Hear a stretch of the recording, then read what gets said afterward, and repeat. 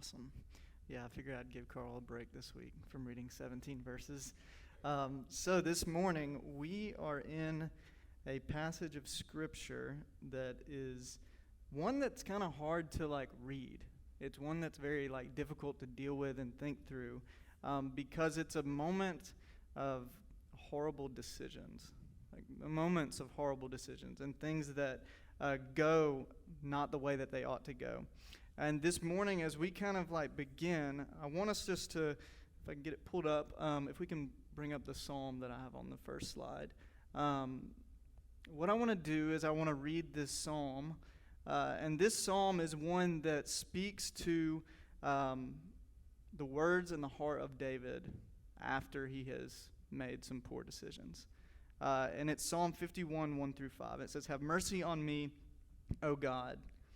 According to your unfailing love, according to your great compassion, blot out my transgressions. Wash away all my iniquity and cleanse me from my sin. For I know my transgressions, and my sin is always before me. Against you, you only have I sinned and done what is evil in your sight. So you are right in your verdict and justified when you judge." And so these words, David speaks from a place of heaviness. He's speaking from a place where he has made a decision and made several decisions that are not good. And this comes after Nathan, a prophet, has come to him and said, "You have done wrong before God. You have done evil before God." And this story, this story that we're going to look through and walk through is one that is really it's sad to read. And so what we see is that we see these words as being where David has realized what he has done. He's realized the decisions that he's made, and he's realized exactly where he's at. And I think that when we read this story, we can think of moments of moral failure.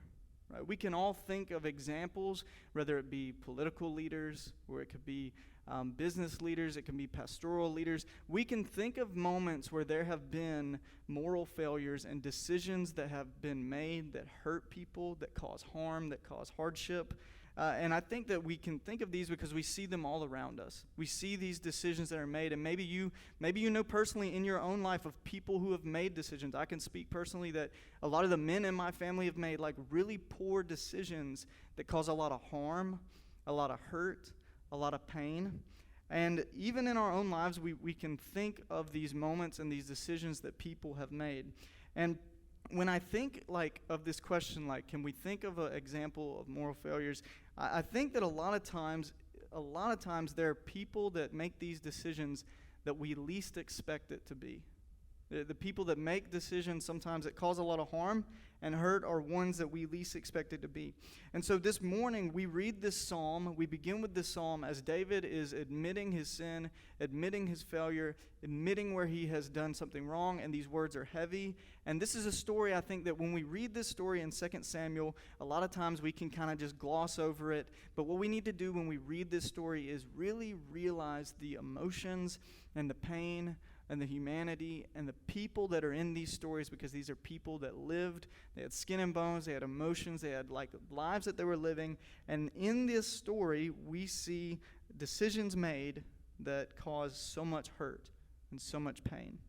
And so what we find in this story is that David's life leading up to 2 Samuel 11 is it's been on an upward trajectory. In 1 Samuel, we see where David is called a man after God's own heart. He's called this man that is after God's own heart. So he has this blessing of God. We see from the very beginning that he's just this shepherd boy, but God blesses him and he gives him victory over the Philistine giant Goliath. And then we see later on David is made king of Israel in 2 Samuel 5, 1 through 3. You can read that where David is made this king. And over the course of time, God is continually blessing David because of David's obedience to him and his faithfulness to him. God eventually, we see in 2 Samuel 7, makes this covenant with David, and it's this promise of blessing for his offspring.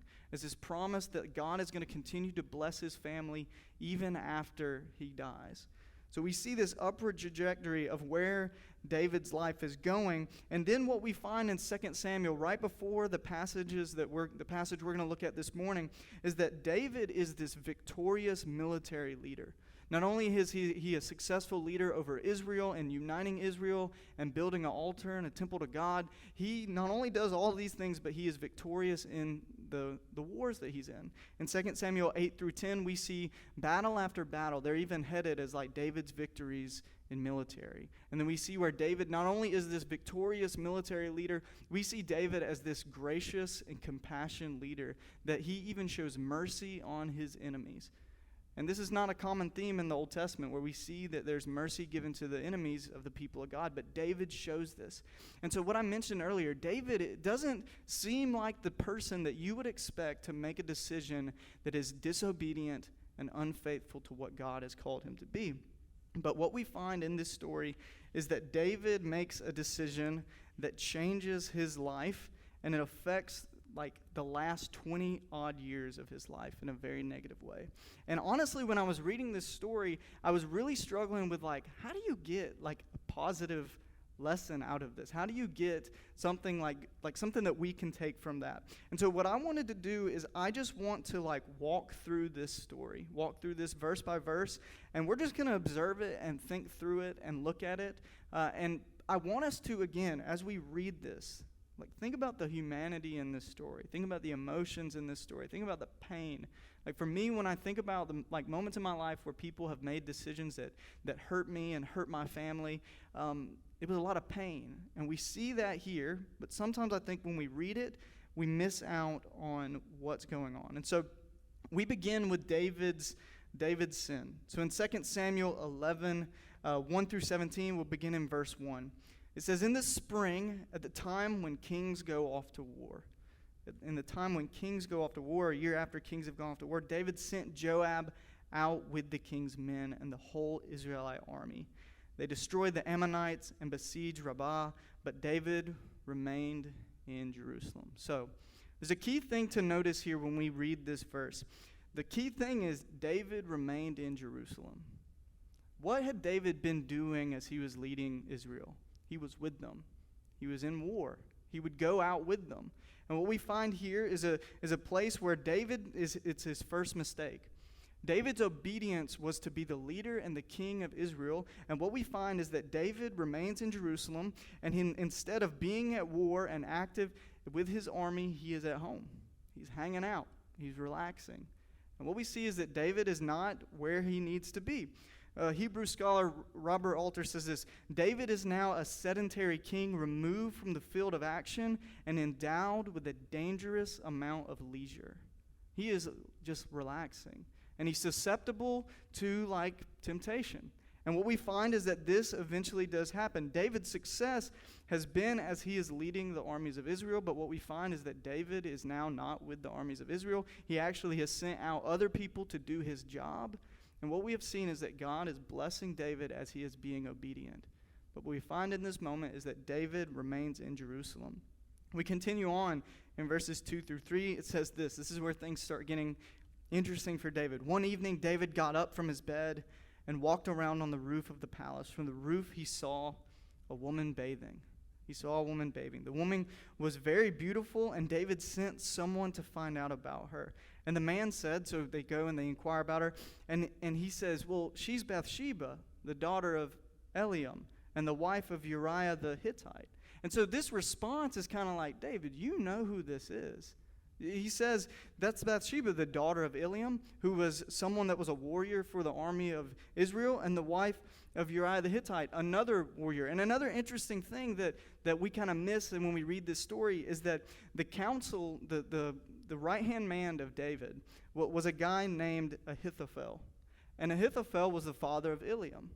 And so this was a woman that David was very well aware of. And when you think about this story from just like the human side of it, David is probably like would have his right-hand person living right near him. And as this right-hand person is living right near him, it's very easy for him to see the house where Bathsheba may have been staying at. And Bathsheba probably grew up around David and was probably knew of David, probably saw David as this great leader, victorious.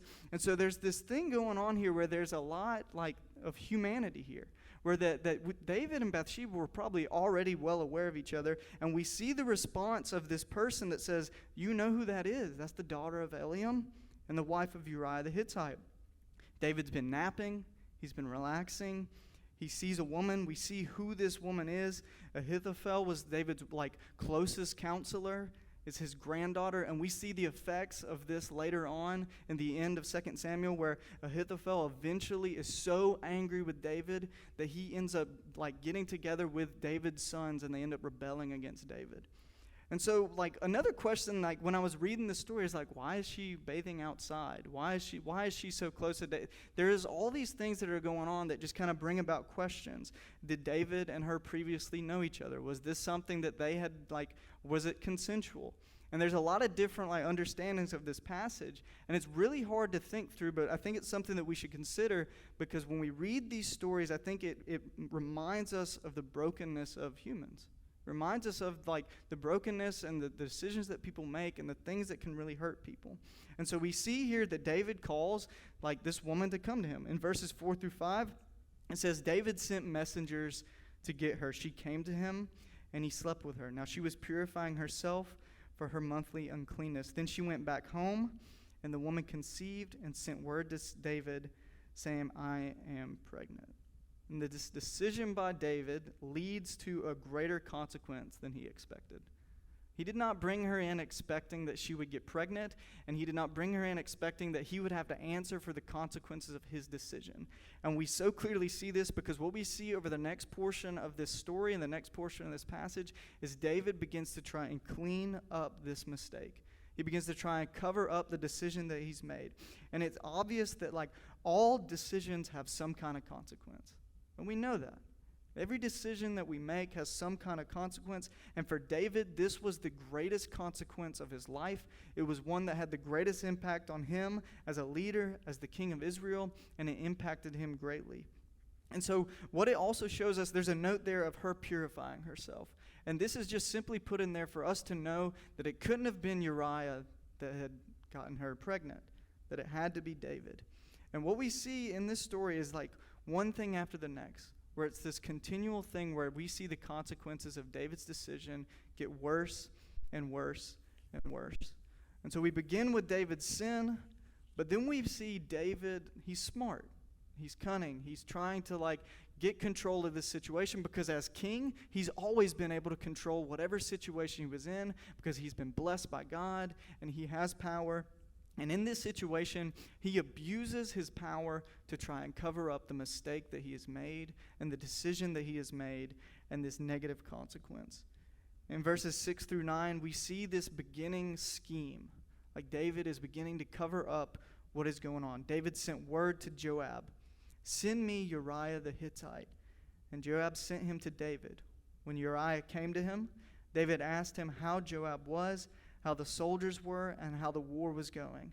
And then David said to Uriah, go down to your house, relax, wash your feet, be with your wife. And so David brings Uriah, and he's questioning him, he's asking about him, and Uriah probably thinks that this is a test of loyalty, that he's bringing him here to test him and see if he's going to be loyal. And so David here is not thinking that at all. David has brought Uriah there so that he can send him home in the hopes that he would be with his wife, in the hopes that he would sleep with Bathsheba, in the hopes that he would be able to cover up this situation. And what we see is that David encourages it. He's like, go home. You've been at war. Relax. And so Uriah left the palace, and a gift from the king was sent after him. But it says this, Uriah slept at the entrance to the palace with all his master's servants, and he did not go down to his house. So this was not part of David's plan. He expected Uriah to go home, be with his wife, everything would be good, we could cover this thing up. David does not seek to own up to his wrong, but he begins schemes to try and cover it up. The decision that he has made has brought about a consequence that he is trying to control, and what we see is that he tries to cover it up. And David attempts to send Uriah to his home to sleep with Bathsheba, yet Uriah does not go home. Because what we see in Uriah is the opposite of what we see in David. And it's very ironic that David, who has been blessed by God as this faithful leader, a man of integrity, someone that leads well, that has been obedient to God's call on his life, and what we see in Uriah is what we should be seeing in David. What we see in Uriah is what we should be seeing in David. And David was told in verses 10 through 13, Uriah did not go home. So he asks Uriah, haven't you just come from a military campaign? So he keeps trying to urge him on, like, go home. I need you to go sleep with your wife. And that's what he's doing here. Why didn't you go home? Uriah said to David, the ark and the Israel and Judah are staying in tents, and my commander Joab and my Lord's men are camped in the open country. How could I go to my house to eat and drink and make love to my wife? As surely as you live, I will not do such a thing. And so something to think about here. Early on in verse 1, we saw where it says David remained in Jerusalem. What we see in Uriah is Uriah keeps in mind that the men and the people of Israel are at war, and that's where he needs to be. And so how could he receive blessing if he is not out at war? If the rest of his people are, then why wouldn't he be? And where did David need to be the most in this story? He needed to be at war. He didn't need to be in Jerusalem, because if he would have been at war, all of this would have been prevented. If he would have been kept doing what God had instructed him to do, he wouldn't have been doing this thing. And what we see in Uriah is Uriah has more integrity than David in this situation, where Uriah is fine with sleeping on a cot, not doing such a thing. And so continue on, it says, then David said to him, stay here one more day, and tomorrow I'll send you back. And so Uriah remained in Jerusalem that day and the next, and at David's invitation. So the scheme keeps going. The scheme keeps going on. It says David made him drunk. But in the evening, Uriah went out to sleep on his mat among his master's servants, and he did not go home. So what does David continue to try to do? He's hoping, man, if I get him drunk, maybe then he'll go home, he'll sleep with his wife, and all of this will be resolved. And so we see David is continually trying to cover up this decision. And David continues to scheme. He gets Uriah drunk. And what is another interesting thing is that we see Uriah have more integrity as a drunk man than David does as a sober man. And it's such an interesting thing that we see that this thing is going on, and we see Uriah show more integrity than even David does. And so what ultimately happens is that David finally has no other option, that he has to figure out a way to ultimately cover this up, ultimately make this where he's not going to get accused, where Uriah is not going to come after him, where things should be resolved. And what we see in the closing verses, we see in verses 14 through 17, a final decision by David made. David makes this final decision where he's like, I have to figure out what I'm going to do here, and this is what he decides. In the morning, David wrote a letter to Joab, a military leader, and sent it with Uriah. And this is crazy. David literally writes a letter, and he gives it to Uriah to take. And in this letter is instructions to have Uriah killed. That Uriah is carrying his own death warrant. And David trusted him because he's a man of integrity, so much so that he knew he wouldn't read the letter. And he says, take this to your leader. And what it says, put Uriah out in the front where the fighting is fiercest. Then withdraw from him so he will be struck down and die. And so while Joab had the city under siege, he put Uriah at a place where he knew the strongest defenders were. And when the men of the city came out and fought against Joab, some of the men in David's army fell. Moreover, Uriah the Hittite died. And so David decides that Uriah must die. Uriah carries this letter of his own death warrant, and David completes a plan of murder that began with one decision.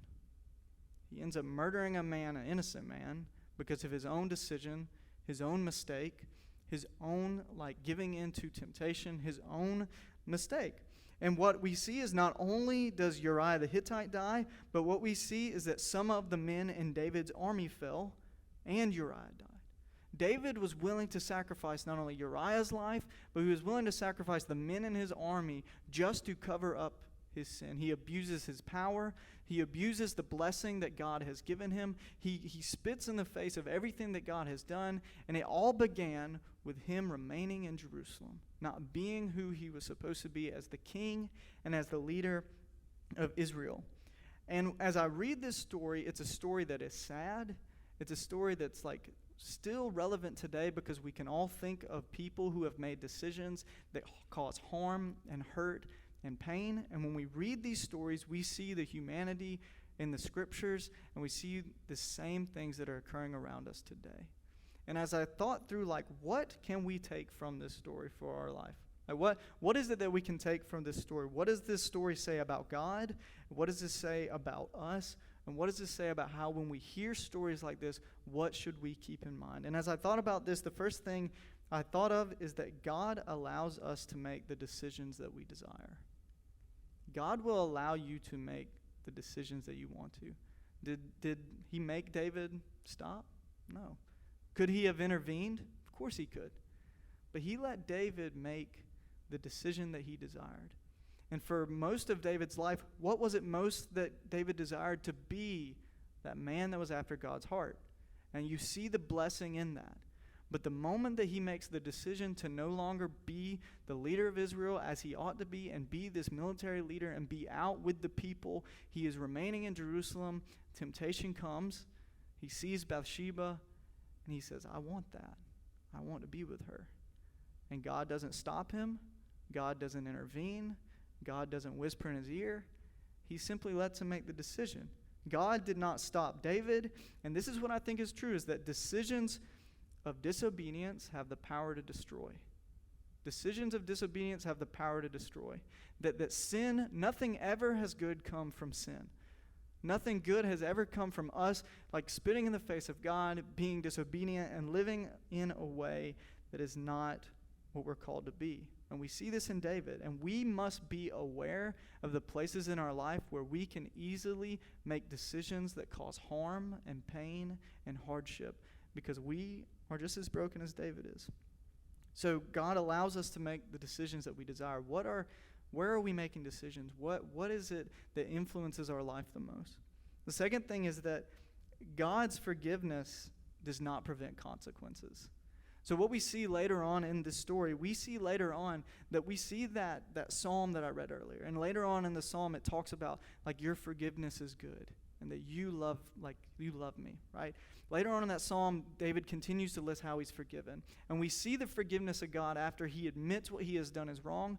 But what we see after David's story and after David's decision is we see continued things go on in David's life because of this one decision. And if you look in 2 Samuel, you can find in chapters 13 all the way through to 17, where we see where David's one of his sons rapes his sister. We see one where his other son murders his son. We see where one of his sons began to revolt against David in participation with the grandfather of Bathsheba. And so we see these things where Nathan, when he comes to him and says, you have done wrong, you'll be cursed.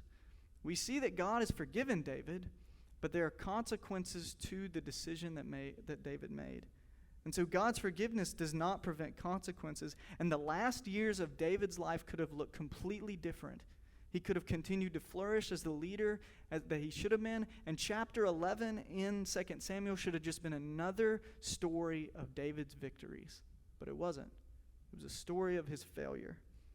Sin never brings about good. It never brings about good. Bad decisions, hurtful decisions never bring about good. And the last thing that I thought of was this.